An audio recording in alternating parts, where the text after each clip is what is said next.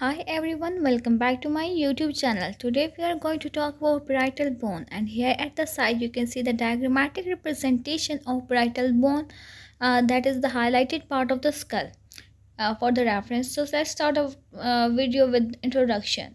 Parietal bones are a pair of large curved quadrilateral bones forming the superior and lateral walls of cranial cavity. These bones sit on either side of skull and meet at the top of the head along the sagittal suture. Talking about the location and orientation, each parietal bone is located on the upper sides of skull, between the frontal bone that is present anteriorly and the occipital bone that is present posteriorly. They extend down laterally to articulate with the temporal bone. Now let's talk about external surface features of parietal bone. First we have is parietal eminence, that is a smooth rounded prominence near the center of the external surface. They indicate the primary ossification center during embryonic development. Next external surface feature of parietal bone is superior and inferior temporal lines that are curved ridges running across the bone. They mark the origin of temporalis muscle and temporal fascia. Now let's talk about internal surface features of parietal bone. They exhibit shallow grooves for meningeal vessel, especially the middle meningeal artery.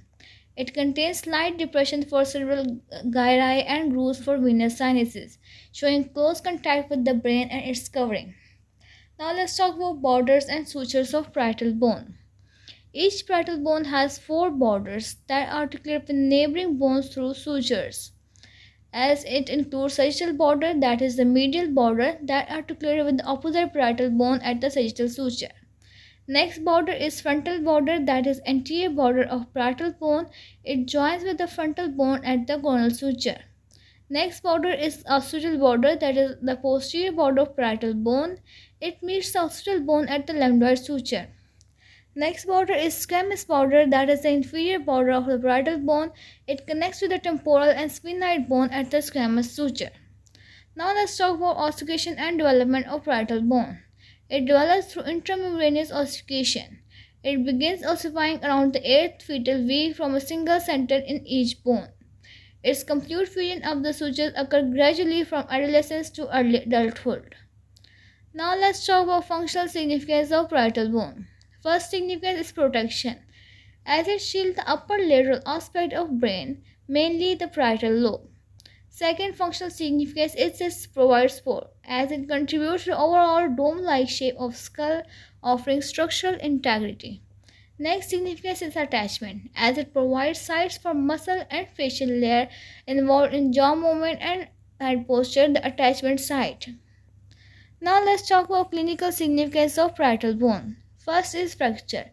They often result from direct trauma and it may affect underlying blood vessels and cranial content. Second significance or clinical significance is surgical landmarks. It is used as a landmark for procedures like craniotomies. Third is craniosynostosis, as premature fusion of suture involving parietal bone can lead to abnormal skull shape. Now let's talk about conclusion of this lecture video. Though often overlooked, the parietal bones are crucial guardians of the brain's architecture.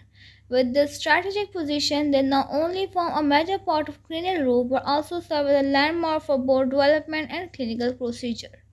And this was all about parietal bone. Hopefully you liked the video. If you do, don't forget to like, share, subscribe and comment. Thank you for watching.